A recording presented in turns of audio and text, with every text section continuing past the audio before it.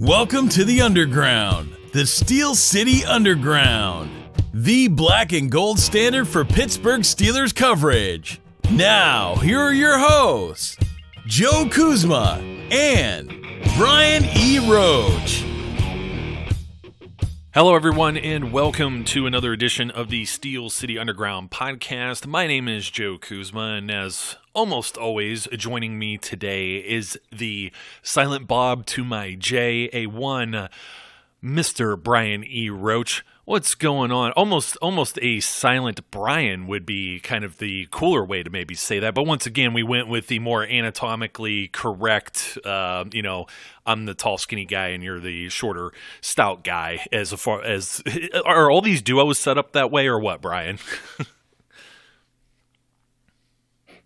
If I'm silent, I can't speak, right? Oh, that's right. You just kind of sit there and nod. I almost thought we had a technical difficulty, but well played, sir. Well played. But I got no problem with being Kevin Smith. I wish I was Kevin Smith. So, Here's a guy that grew up and just kind of lucked his way into doing all kinds of cool stuff that he was interested in. It almost sounds like me and you, kind of, to be honest, but yeah, to a lesser extent. Anyways, not as cool of stuff because we didn't get to direct movies and hang out with Stan Lee and people that are very influential in the comic book business. But alas, there's some football to be talking about. I mean, I'm disappointed. The Birmingham Iron dropped their first game in the Alliance of American Football just yesterday. That's the Steelers affiliate. I've been kind of gung-ho on them. Watching some of the former Steelers playing there, especially a guy I was high on last training camp, Jamar Summers. And just one thing I've kind of noticed, I was talking, as you're aware, I'm in the process of moving, and I bumped into some Steelers fans this weekend while enjoying an adult beverage at the bar. And of course, I'm totally in hockey mode right now, even if the Pittsburgh Penguins aren't always in hockey mode. It seems like they usually get a late start, and I think they're going to get too late of a start this year to make a significant impact in the NHL or the Stanley Cup playoffs. They may even miss. And then you're going to have the Yinzers really talking, because then we can have some real nice comparisons between hockey and football, which I know you don't partaketh in the ice sport here. So I won't go too much further on that. I was just an outside observation, but this guy, they're not only huge Steelers fans. They put a bar in his basement and stuff.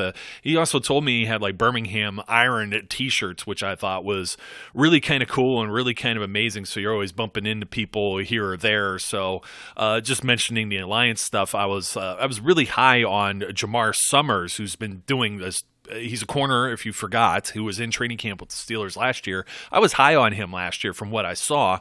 Obviously, he's playing in the Alliance now because he wasn't with the Steelers. And I'm noticing kind of a pattern. I don't know if you've noticed this, Brian, too, but just over some bar talk, almost kind of bumping into strangers and talking like you would, like Cheers, the TV show. Have you noticed there isn't a whole lot of movement with futures or reserve type contracts like you would normally see, maybe, I don't know, a dozen to almost 24 of them, maybe, and they would leave enough, 8 spots open on the roster. I know free agency hasn't really started yet, but you're kind of penciling in already, okay, the Steelers are going to bring back this guy. They might let Jesse James test free agency was one of the things they were talking, just probably to get an actual real value of what his contract would be and make it team friendly. I imagine he'll be back, but I haven't seen a whole lot of movement. I think a lot of that has to do with this Alliance of American Football, because it's going to end right around the draft or right before the draft. Then it's going to be the draft. And then I think we're going to see this period where there's going to be a lot of these guys that are going to be in limbo from probably, if you're not in the first week or 10 days of free agency, they're going to be sitting around until almost, a week or so into May before there's some other movement. Have you kind of gotten this same impression too this year, that maybe the Alliance is affecting some of this futures contract type deal? Well, sure, because these guys are going to get the chance to actually play and participate and maybe have a better option to show their wares, so to speak. So, and I'm sure they aren't going to sign. There's probably some legalities, some legalese that goes on with signing while you're playing for one of those teams. So I think we might see that pick up once that league season ends. Hey, it hasn't been very recently that we've had a secondary league to really, snap up what would be I don't want to say the bottom of the barrel, but kind of the stragglers from the NFL who may or may not be getting a shot, and primarily are these guys who are going to sign these reserve contracts. So absolutely makes sense. Yeah, it was just kind of an observation over, having a beer or whatever. And you know how I like the craft beer, and I may have had so much that I forgot last week. Of course, I wasn't on the initial show last Monday. We're following the Pittsburgh Beer Fest, which wasn't last weekend, but the weekend before. Bumped into someone that is involved in this program with Chatham University.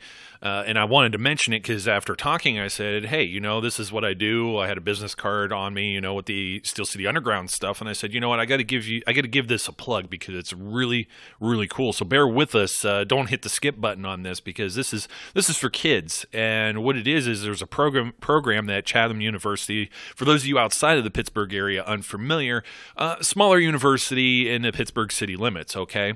And they have a program called GoBabyGo. And what it is it has to deal with physical therapy, and it's specifically designed with children with mobility impairments, and they become more mobile by modifying drivable toy cars like a Power Wheel. That's because the electric wheelchairs, and I'm reading this right off their website, by the way, so I don't screw it up, but it was so unique. Electric wheelchairs are often reserved for children over 3 years of age, so there's a gap between kids that are younger than 3 years of age during a prime development period. And what they do is they retrofit these battery-powered cars to suit their physical needs and abilities, and then they can explore the world at an earlier age and do so in a play environment. It helps the children's cognitive development, also helps build important social skills and a greater sense of independence. I thought it was so amazing that, I'm talking about, basically being a drunk here. I don't get that, out of control. And I wasn't that out of control with that too. But, you get busy, you're in a big environment and that you talk to a lot of different people at these things.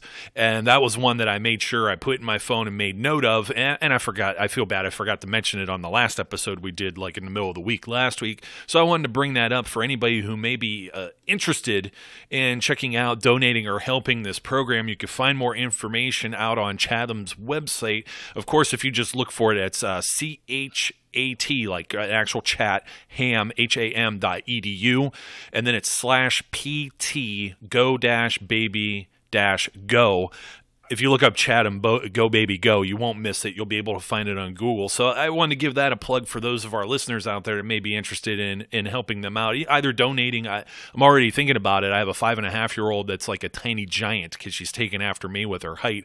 She's not going to be able to drive her little Power Wheel car around forever. So I'm already thinking about donating to this cause. Obviously, I don't think they need like 50 cars or anything like that. But you could check with them and see exactly what it is that they may need or have a need for by going to this website. Yeah, it sounds like I'm all about helping the kids, man. It's all about the kids. Unless you're Mr. Big Chest. And then he says, people don't know his kids' names. And I don't know. I think they're all like Antonio anyways, just like George Foreman. But we're going to get to that too, Brian. I had to bring up one other thing that I was challenged with over the weekend too, that is more of a variety entertainment thing. We're not going to get to the point here right away, of course. That would not be our style. We have to do this like one in every 5 episodes. We were just talking about ragu and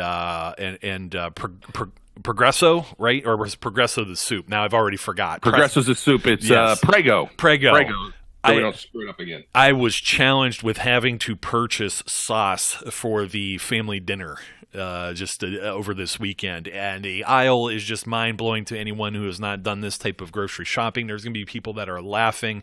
Usually my wife takes care of this. She has Italian descent and is far better at pasta than what some of my European descent would ever hope to be. It would be terrible at making pasta. My mom made like the worst spaghetti ever, and she doesn't listen to the show, so I could say that.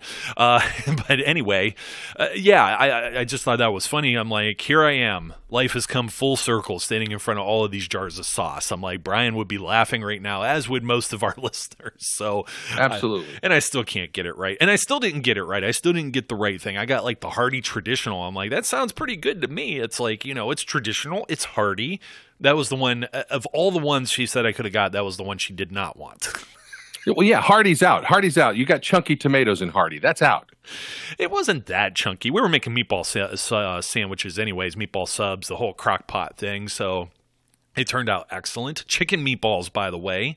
Trying to eat a little healthier. The chicken meatballs were surprisingly authentic to the real deal. But I digress. Authentic to the real deal or not, we have a topic to discuss today. And I think I wanted to say who's at fault for Antonio Brown's situation. And over the weekend, unless you've been living in the grocery store aisle with the pasta and having no idea what to get and spending 2 hours there. No, I didn't spend that long. But you had to have heard that Antonio Brown was on LeBron James' like barbershop variety talk show on HBO called The Shop.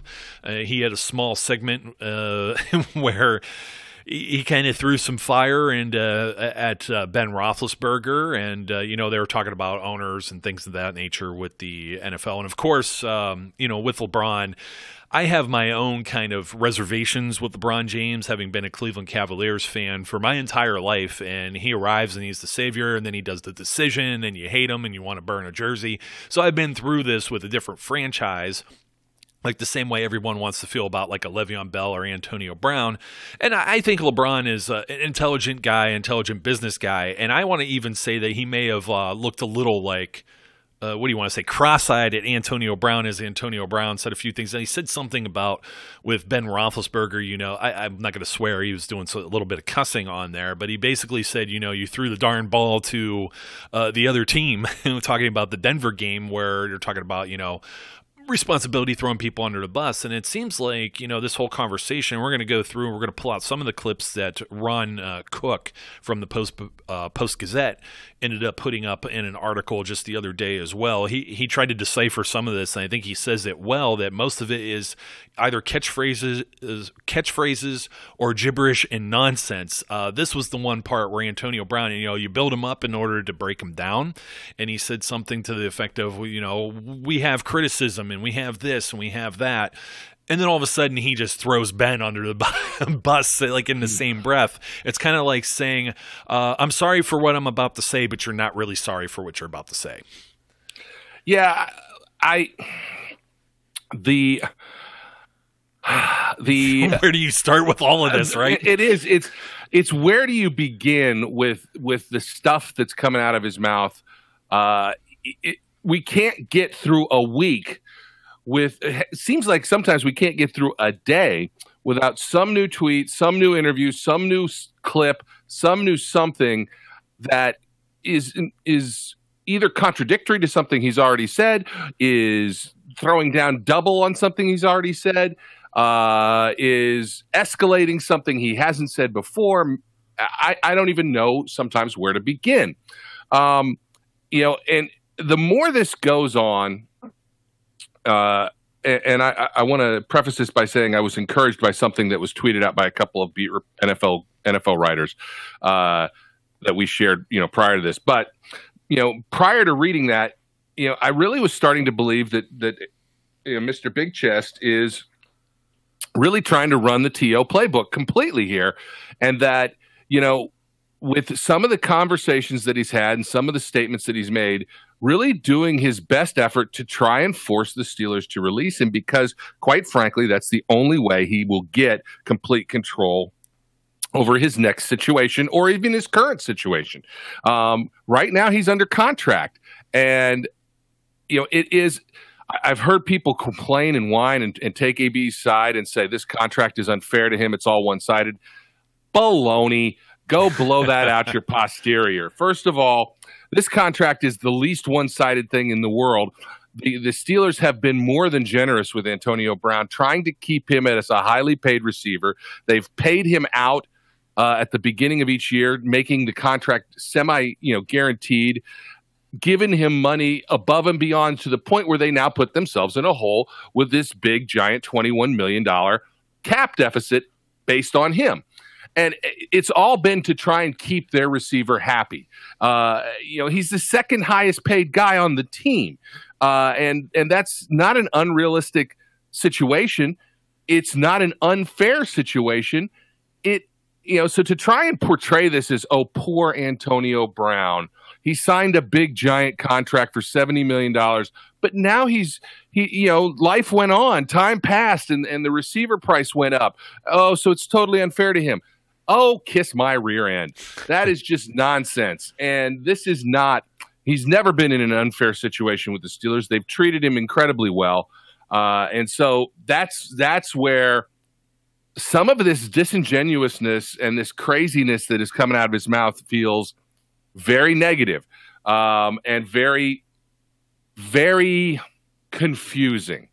Because you talked about that ESPN interview. In one breath, he will say, I have nothing but respect for the Steelers, and this is an organization that took a 21-year-old and gave him a chance and helped build him up. And in another statement, will say, they don't play to win. They're not doing the right things. The ownership doesn't love me. They don't know my kids' names. They don't come to my house.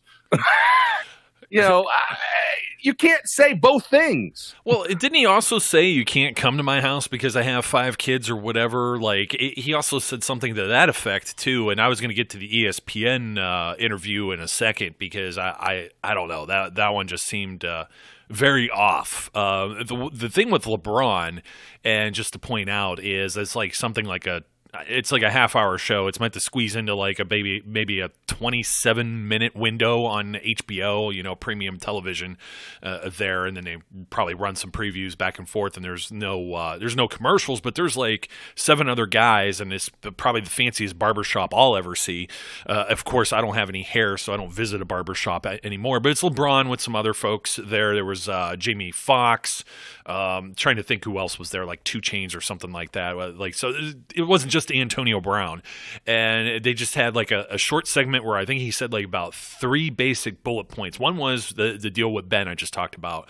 You threw the freaking ball to the other guy or whatever. Okay, yeah, you know what? That's fair. I think Ben deserves that much, and I think everybody else at that time. I defended Ben because I feel like, that's the type of conversation that they would have. Ben would say something like, hey, you ran the wrong route, or I wasn't expecting Pouncey to block this guy out of his shoes and be in the way, and then, you're looking at it from the quarterback perspective, from his perspective.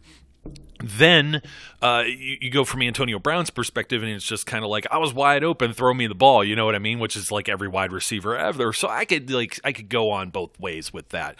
They talked about something else too in regard with Antonio Brown. He said they were talking, and LeBron was saying this with him too. And this is the reason why I brought up the decision and him going like to Miami and then leaving and going to the Lakers and all this other stuff is talking about ownership changing the narrative and controlling your narrative and all of this and that. Dude, you quit on your team. And even I was trying to defend that at first, and then it's like, just lo and behold, you quit on your team. There was a comment now in this ESPN one. I don't know. I'm trying to think what the third thing was I was going to say about with LeBron, and it'll probably come back to me now because, whether or not you could still play with the Steelers. They asked him that. I don't think that was maybe specifically addressed. I can't recall in the ESPN one. I don't want them to kind of bleed together. The ESPN interview, if you hadn't seen it, it's on YouTube, folks. It's probably about 43 minutes long, and it's probably about maybe 42 minutes of your life you may not get back because it's filled with just catchphrases and deflection and gibberish in some cases and running in circles around. He says one thing and then contradicts it 2 minutes later or within the same sentence. But can you still play for the Steelers? And you and I were just talking about this too, as to whether or not now is he saying and tweeting and doing all these things, realizing he made a mistake, but he won't accept the blame. So if the Steelers can't trade him, it's kind of like, well, because they couldn't trade me, I'm going to tuck tail and I'll come back and we'll make up and be okay. And I think we're well beyond that, obviously. But at one point, I actually thought maybe that was part of his strategy,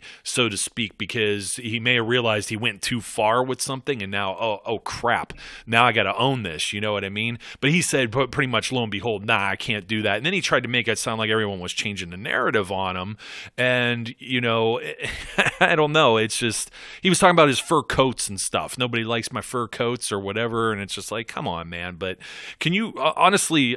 He was talking about the Steelers got to move him because, hey man, they owe me $2.5 million come about another week or so, 10 days or whenever.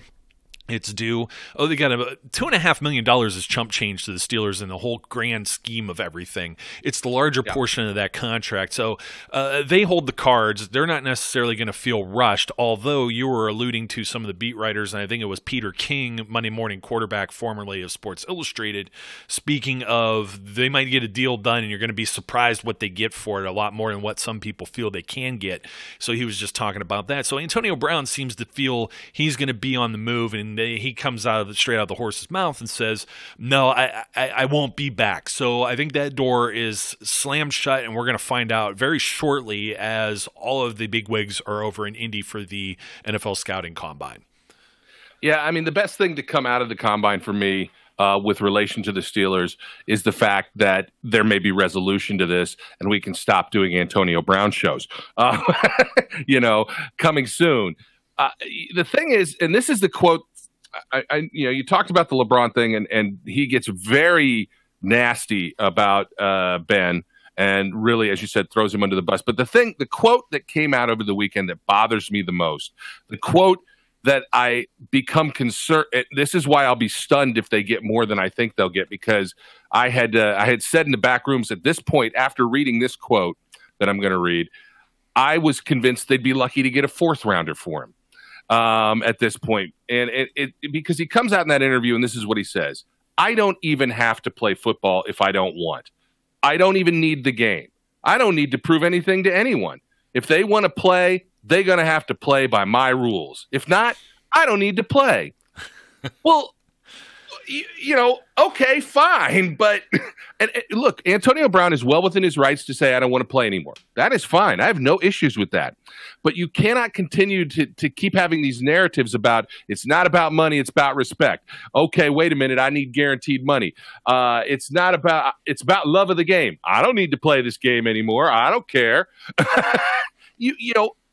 And that kind of commentary, what GM reads that and goes, oh, yeah, that's my guy. I need that guy on my team. John Gruden. Hopefully John Gruden. Hopefully John Gruden. Look, Chucky, I take back every bad thing I said about you. You're an absolute genius. Absolutely. You're an unconventional genius. You are the guy who knows everything. So trade for Antonio Brown. You can give us a first round pick and a second round pick, and we'll be thrilled. Go ahead and do it. Well, I was just joking, and you love the comment that I made with you, and I was like, John Gruden, this is worse than draft day. He's going to end up he's going to trade away like Derek Carr, and then get Antonio Brown and probably trade him. Probably still thinks he has Khalil Mack to trade, and Cooper and all these other guys. Wait, where'd those guys go? Wait, does anybody want to trade cities? Maybe we could trade Las Vegas for something. Just stay in Oakland. Like, that guy's willing to maybe wheel and deal everything. And then there was somebody who came out and said he was one of the worst basically bluffers or poker players in all of this kind of front office type stuff. So you just never know what's going to happen. But I was going to say, Brian, when you get to the ESPN portion of this type of deal here, and there was something else that Antonio Brown said between either the shop with LeBron James on HBO or the ESPN exclusive interview, in which the interviewer basically didn't give him any hard questions. It was almost like one of these, we've all watched, we don't bring politics into the show, but, the softball questions, the kissing baby questions, you know what I mean? And anything that was a follow-up, Antonio Brown kind of followed up with either just repeating the same thing he said, or you saw the tape, or you heard this, or he didn't really answer anything. And a lot of this whole segment, it started with his being raised, talking about Liberty City, which he must have mentioned like 50 times at least over the course of 43 or so minutes. It was all about Liberty City, growing up tough, coming from nothing. But I don't feel like I come from nothing now because I got something, and I don't have an ego, was one of his quotes he said in this whole thing. And it was just littered with a lot of stuff. He said, I come from somewhere, I stand for something. And I don't know what he stands for when he walks out on his team. See, this is the biggest problem with all this. If he plays week 17 and he just goes through the motions and all of this other stuff, then you might be able to say, okay, he doesn't have an ego and he does stand for something, but he continues to flip-flop on all of these type of things. And he also says that Mike Tomlin told him to go straight home. I'm a little banged up, and coach told him to go home. Did he tell him to go home for that day or what? Because it totally contradicts the report of right after the season where Mike Tomlin says he didn't go for a scheduled MRI that he was supposed to go get. And, this isn't, speaking of Oakland, this isn't the X-ray machine debacle or old equipment or anything like this. Antonio Brown's saying during this interview that, well, I don't know what's going on with me and I'm kind of hurt and I'm worried about myself and coach is just telling me to go home. Well, it totally contradicts what Mike Tomlin said about I ordered him to go do this and see the team doctors and he just went off on his own and just didn't do anything. You come to somebody and say you're hurt, aren't you basically saying, like, I don't know, I'm not sure I could practice? Isn't that kind of the impression? That's the impression I would get from that. And why would Mike Tomlin just tell him no? His best player is one of the top paid guys on the team, second to Ben Roethlisberger, who also wants more money, even though it's not about money. Oh, a new deal. I need more of that guaranteed money. If you got that guaranteed money, show it to me or whatever, kind of Jerry Maguire-ish. He is just literally all over the place with these comments that I almost wanted to say at the beginning of this show, but I had to preface it with all of this so people just don't think it's anti-AB. Because I still love AB, but this is almost like like a bad relationship, or it's a relationship gone bad, where I'm looking at somebody I loved and I'm like, this isn't the same person I fell in love with before. Has he completely lost his mind or what? Yeah, look. You get a guy who in one breath says, I've never called anybody out. I've never thrown anybody under the bus. I don't do that. And in the next breath calls people out and throws them under the bus. So, it feels like there's a Jekyll and Hyde battle going on within Antonio Brown's head as we sit and watch, and maybe within the span of the same 2 or 3 minutes. And I know people have made comments about the perfect hit and has that knocked Antonio Brown into another universe? I said that, yeah. And it's been I'm getting to the point where I can no longer discount that as a reasonable thesis, Well, and we joke, and that's it's kind of disturbing if that would be the case, because it really is no laughing matter with the head injury stuff, but in a whole other way, it is you kind of have to look at it even tongue in cheek. Did that really happen? I don't know. No, I really don't. It's, as I said, who knows? We can't even speak to it anymore because the inconsistencies in what he says and how he reacts and within even sentences of each other just becomes a little bit startling. And I want to reiterate this because people, I think on one of our previous podcasts, people got a little nasty with us about being all about the hate for Antonio Brown. Oh, you hate it. We don't hate Antonio Brown. If everything could be correct and we could have AB be there as a Steeler for life, we'd want that. Absolutely. It's just beyond that at this point. And it's clear Antonio Brown doesn't want to be there. And, we talked about who's to blame. And, Antonio Brown was asked directly in one of these interviews, do you accept any of the blame? And he said flat out, no, I don't have anything to blame. Nothing is on me.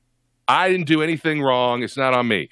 Well, look, part of being an adult and part of being responsible, because I want to get to the kids comment as well. Oh, yeah. But part of not being a kid is accepting responsibility, and you have responsibility in this issue. There is no such thing as any kind of a relationship does not crumble without there being issues from both sides.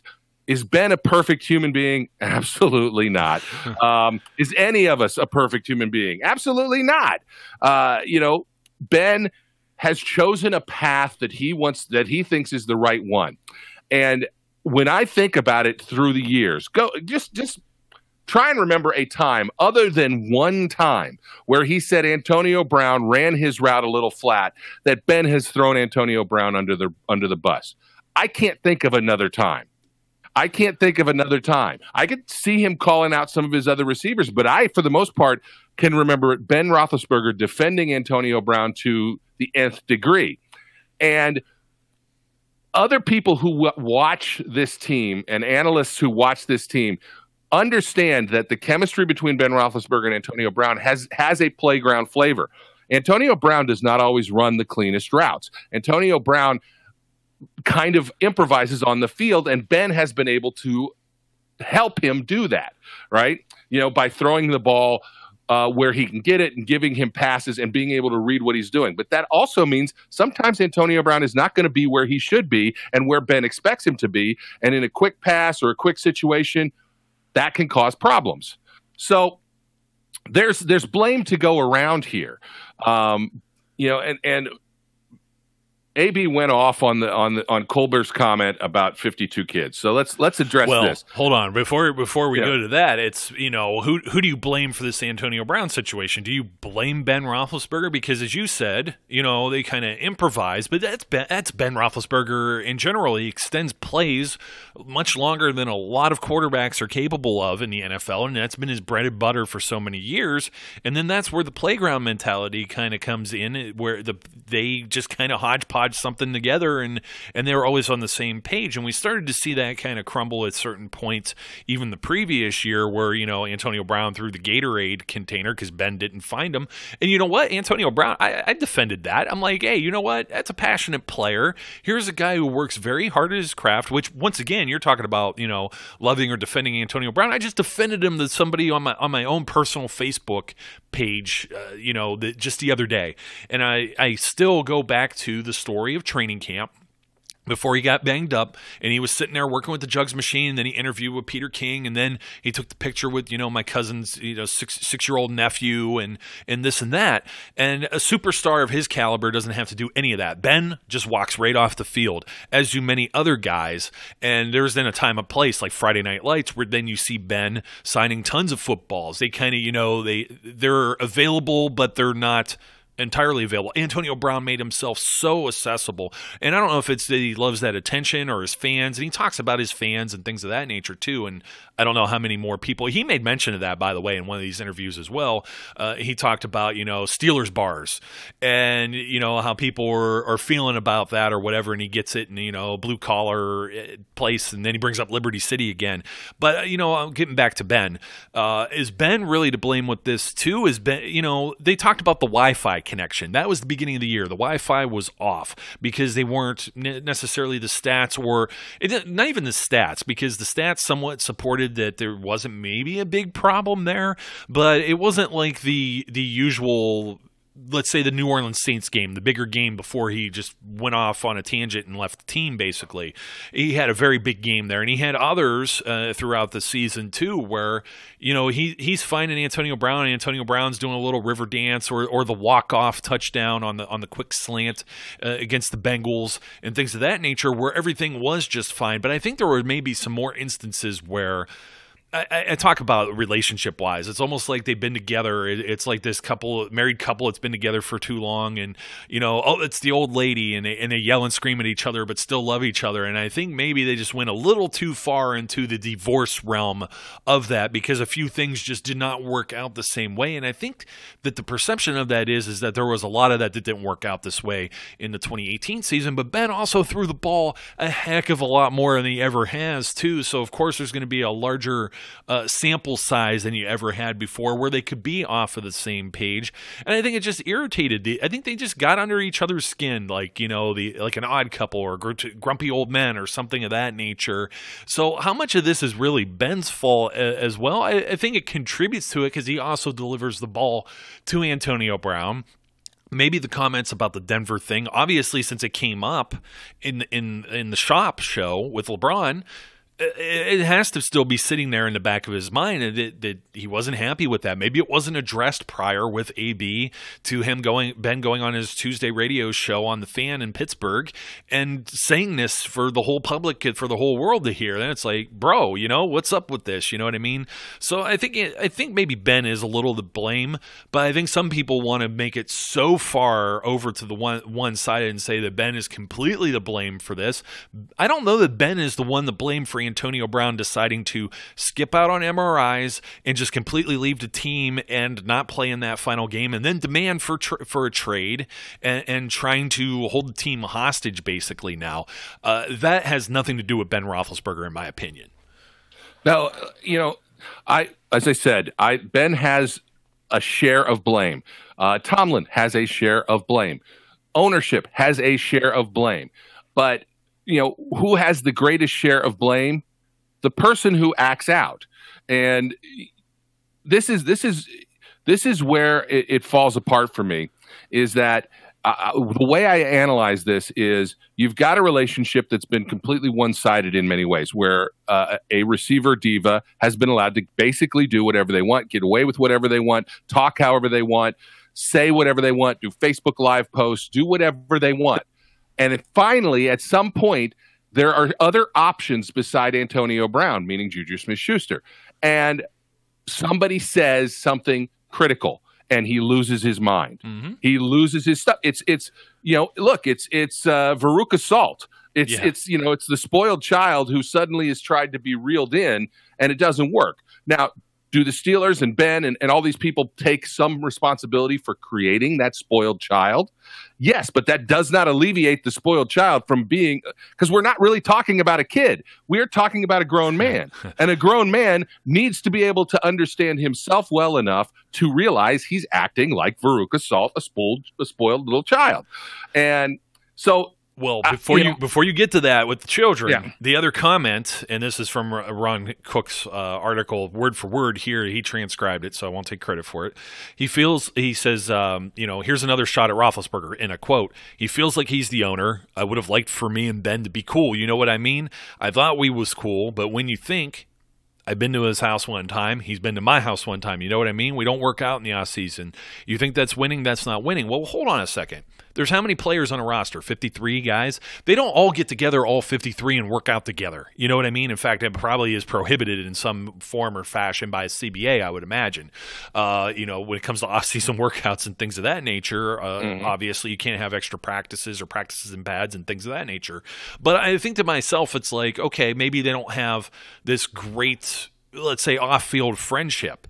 And I think to myself, Ben Roethlisberger has a family. He spends time in the offseason. How many of these guys actually do end up hanging out and doing stuff together and things like that? How many guys were close friends with James Harrison and went and worked out with him in the offseason? How many of these guys go on, the turkey shoots or the deer hunting or whatever, where you have, still Sean Sweesham and Harrison and Kiesel and Roethlisberger and Villanueva and these guys go on a little hunting trip, maybe a dozen of them. How many of these guys are really close, tight-knit guys? Because this roster turns over enough every year to where Antonio Brown's one of the few guys that's still been around since he was first drafted in 2010. How many guys are still there from 2010? You have to think of things of that nature. How many guys are on a text message type basis? How many guys are on a come visit to the house or pick up the phone and call type, level of relationship? And for him to say that, it was like, was there some type of expectation that these guys should visit each other? I mean, Ben is living in Pittsburgh. Antonio Brown's living where? Miami? I don't know. How often do these guys visit with each other? Obviously, they have homes in the area in Western Pennsylvania during the season, or apartments, or whatever be the case. But for that, I'm like, really? Is that like something you're going to plant your flag on? Okay, you've been around for a long time. You've been on the team together for a long time. But I've been in situations in locker rooms where I'm in one part of the locker room with a couple of my pals, my kind of clique or whatever. And then there's different cliques that are all around the locker room. There's guys that are going to hang around together and gravitate toward one another. Maybe they played for the same college, or maybe they came from the state of Florida. They've all lived in Florida, or whatever be their common bond. Maybe there's not a common bond there. I didn't see a big deal with that. So I know you want to get to the kids thing. We mentioned this not too long ago because, we said kids. I'm 37. Practically everyone in the NFL, I think Ben Roethlisberger may have me by a couple months, or I may have him. But practically everyone you see, you're watching the combine stuff right now, these guys are younger than us. And when you have a guy like Kevin Colbert come out, and he's 50, 60 years old, and then you're overseeing as kind of a patriarch of this organization. I didn't take that as demeaning as Antonio Brown did, and I can understand some of the cultural context that may come around with it, which is the reason why we preface and or asterisks saying kids. It's like when you see somebody that's a kid, it's because you see a rookie or a guy that's a second-year player, third-year player, or maybe still on a rookie contract. They're still young in the league. You could call them green, you could call them kids, whatever you may want. I think that's all the more Colbert was trying to say, and I think that some people were reading into that. Oh, clearly people are reading into it. Look, was it the best choice of words? No. But if you are a reasonable human being who can take your emotions out of this for a second and just take context to the statement, basically all he's saying is we have one guy on the team who's won a Super Bowl. One. Everybody else hasn't. Period. That's what he's saying. It's not just that Ben is he's not saying Ben's a father figure. He's not saying Ben's the only mature one. He's not saying these are immature people. He's saying there's one guy with experience on the team. The rest of them don't have it. And that is a simple fact. They don't. There have been guys, AB's been to a Super Bowl. They lost. Pouncey's been to a Super Bowl. But they don't. There's one guy who's played in and won a Super Bowl, and that's Ben Roethlisberger. And that's all that statement ever was meant to be. But was it the best choice of words? Absolutely not. But are people overly sensitive to that choice of words and are making much more out of it than it ever was? Absolutely. Yeah, that's the same thing. Like I said, I understand there's like ethnical or cultural or whatever connotation that can be taken to that. And Antonio Brown says, even to this ESPN reporter that kept lobbing him softballs and just kind of like geeking out and smirking and smiling during the whole thing, instead of actually, they didn't put anybody seasoned in there that was going to ask the tough questions and really get a solid response from Antonio Brown and make him actually own something, which is what I really had a problem with the whole thing. It was like, and it starts out, here's some of his background story, but we all know why this interview is occurring in this period of time right now. It's because they want to hear about what's your problem with the Steelers and you want to be traded.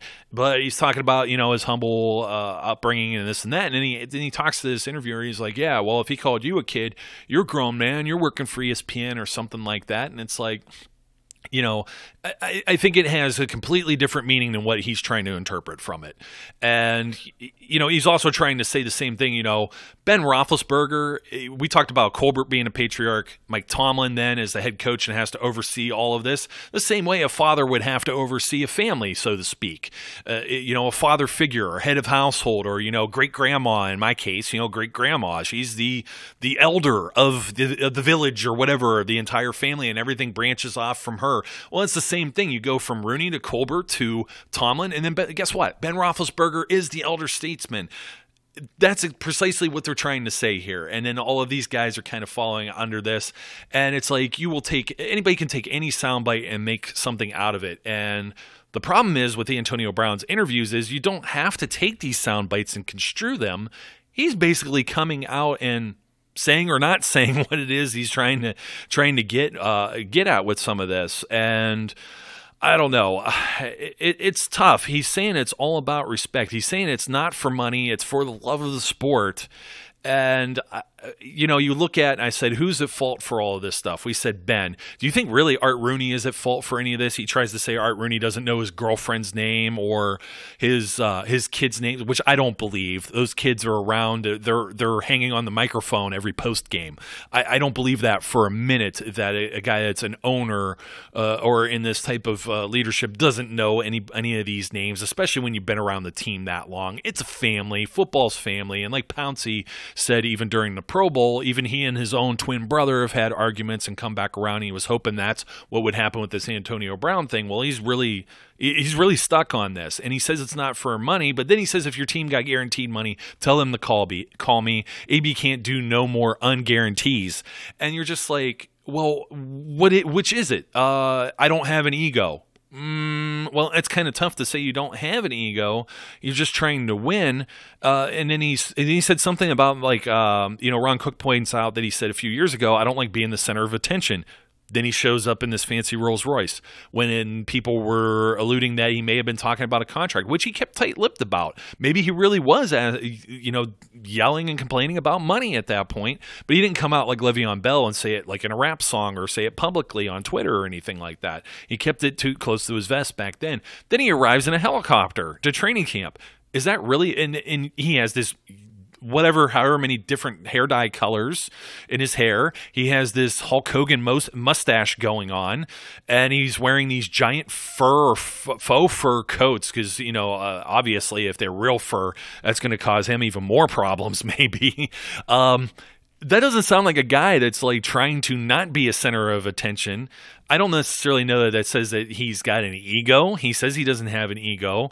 But at the same time, the way he's demanding respect, what else does he have? What respect is he missing here, Brian, that I'm missing clearly? You may not even have an answer for it because I don't. He's one of the most probably beloved players before all of this happened. I even own several of his jerseys. He had people swarming him, as I personally saw with my own eyes, anywhere he goes practically like that. He's been on Dancing with the Stars. He's going to be a future Hall of Famer. He owns all of these records, and he's well paid for it and was given a contract over Mike Wallace when he was still somebody who came from, quote, nothing. He wasn't a someone yet. I don't understand. I said this before. I sound like a broken record, and we talked about how we almost have an AB show every other week now. But it's like you keep saying stuff, and I don't know. I don't necessarily understand what it is that he wants or needs in order to feel wanted, especially if he's already saying if you don't have that guaranteed money, pretty much he can go without playing football. Yeah, look, the respect line falls down to me to this. You can only respect me if you've never said a bad thing about me, and as soon as you say something bad about me, then it's you don't respect me anymore. Again, it's back to the spoiled child thing.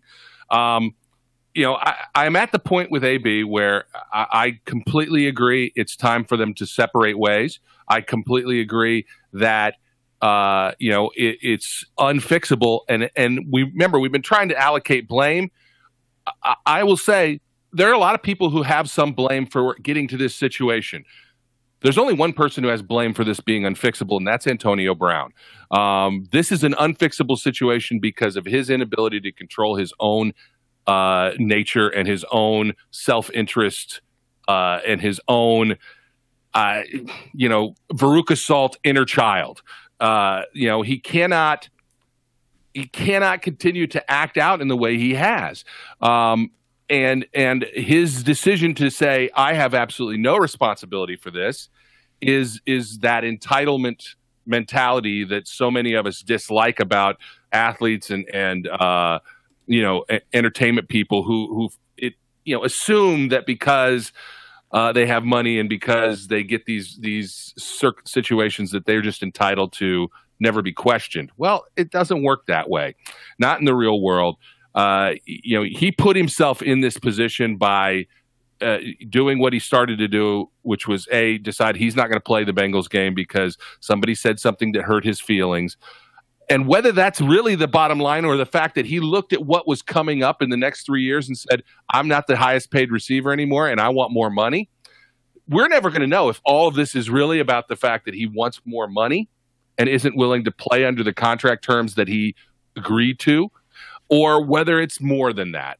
Sometimes it's just, it's a convenient excuse. And the convenient excuse this time is somebody hurt my widow feelings. You know what? And I also wonder how much of it is an actual act. Like just, hey, I'm going to type some nonsense up and send it out as a tweet. I'm going to repeat all of these things about, repeating some of these catchphrases and stuff like the Liberty City thing. And I joke because you know what? One of our interviews from a couple of years ago with LT Walton was we want to play in a Super Bowl. And LT must have said that about a dozen times. And we always joke about that. But that's what it reminded me of. And it's like, okay, we get that you want to, that's everyone's goal. You know what I mean? We get where you came from, Antonio Brown. We get where you're at now, but why? What are the answers with some of this? And you get a little bit of cryptic. We really, I don't think, are ever going to know his exact purpose or reasoning. I just wonder if he got mad like a day or two about something, and this just snowballed downhill and manifested into something that got out of control, and he's got to stick with the act now, so to speak.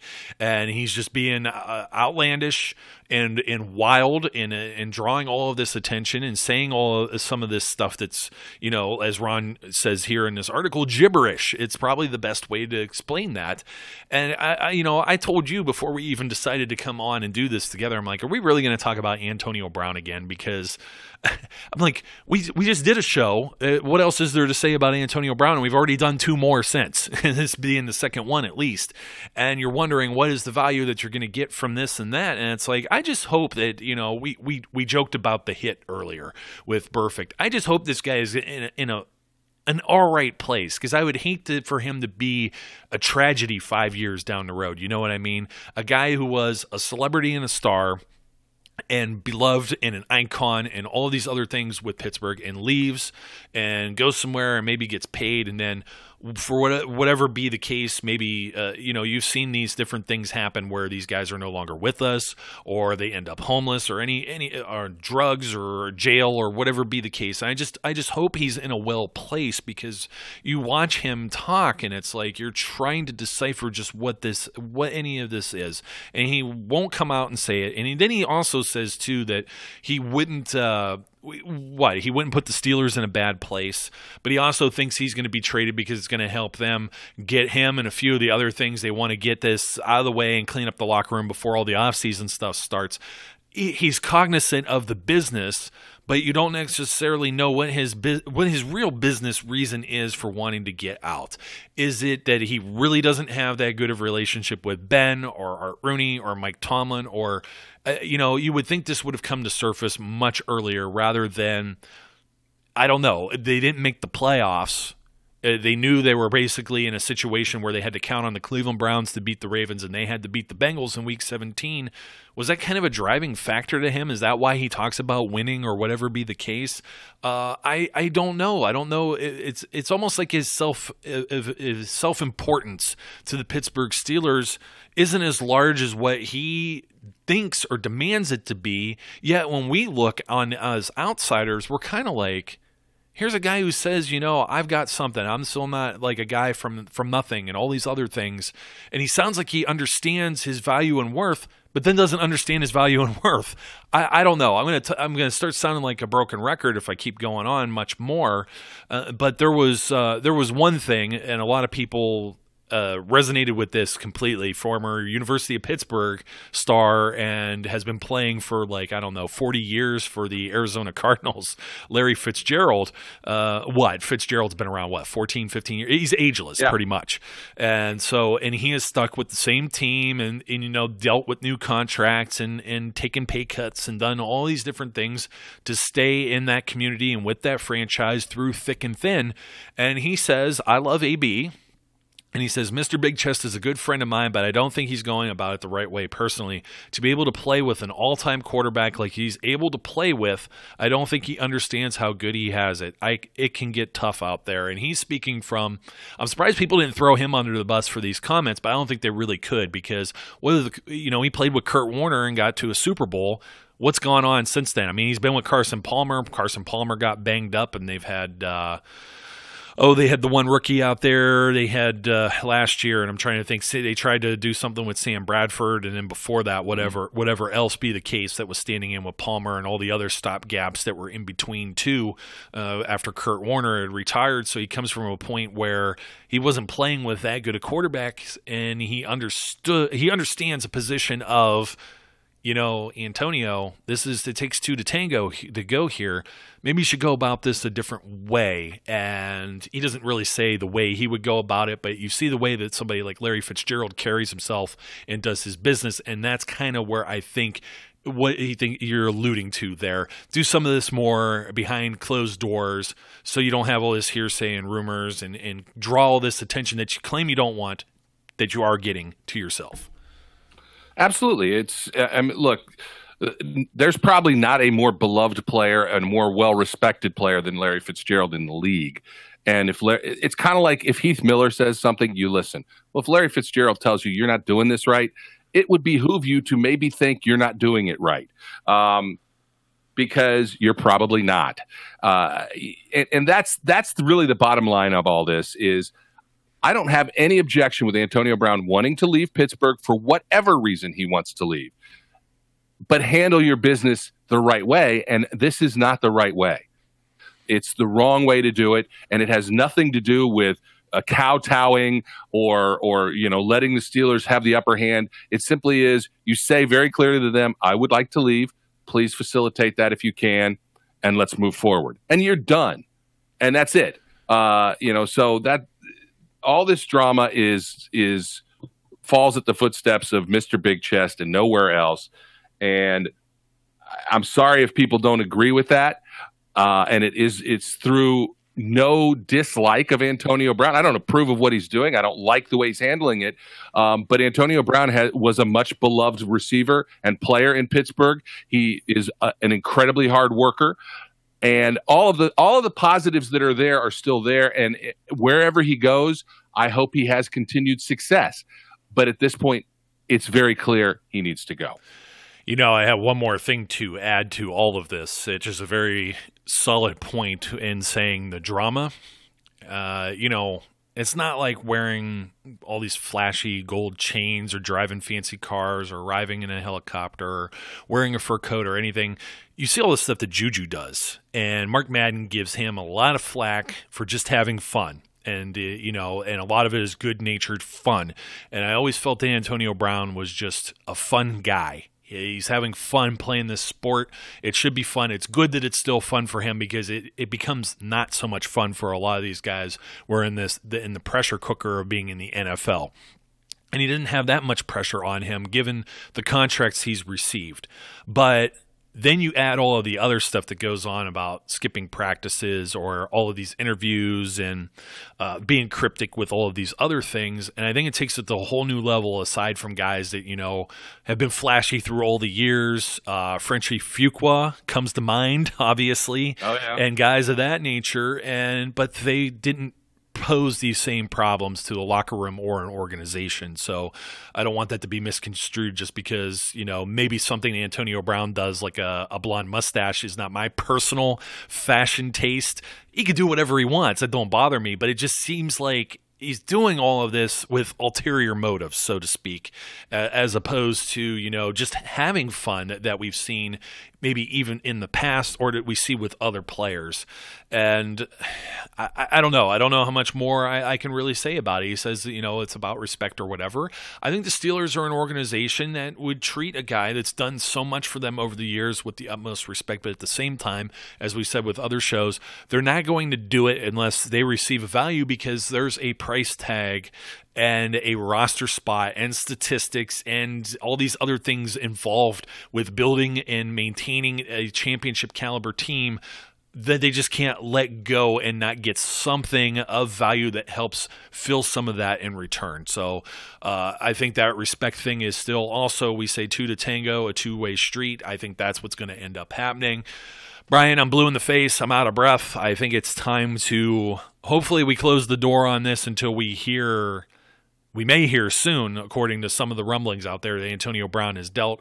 Then we'll know what's going on. And, the combine's wrapping up. We'll be talking a little bit about draft stuff. A lot of players that we would like to be there at pick 20, maybe not there. But, hey, you never know what's going to happen with this Antonio Brown thing. It might help the Steelers load up a little bit in that aspect, too. So we'll keep our eyes on it.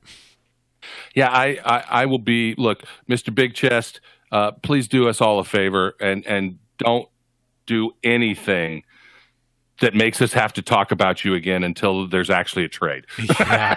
And, and I don't want to say anything bad about him, too. And it's just like, why are you saying and doing these things? It reminds me, I'm telling you, it reminds me of LeBron leaving the Cleveland Cavaliers. That just put a spear through my heart. And especially so, I know the Steelers probably will still be okay without Antonio Brown for right now because, they still have a franchise quarterback and some other things in place, as opposed to LeBron leaves and it's just a bunch of guys on a basketball team that can win 13 games. That's not good, by the way, if you don't watch basketball. It's not quite winning 13 games in football. So, it's one of those things where it pains me to say it because it's like I said, football's family, and whether you play that role as a player, as a member of the team, as a member of the front office or organization or coaching staff, or as a fan, you're invested in this in some way or another. And I know many people are hurt. I think he feels he's hurt in some ways too. And And I just the thing that really bothered me with the ESPN interview was that it was all, let's sympathize the Antonio Brown thing. Let's not straight out ask, why did you do this at the end of the season? Like I said, that is the crux of all this. Skipping out and turning your back on teammates, and then also saying that you may not play, you don't have to play football. It's like, what is it that you're really trying to get at here? You say it's respect, but it also looks like it's money. I really don't know what else it could be. It is cryptic. My head's in circles. I'll be happy when this chapter of this story is just closed and we can move on from it.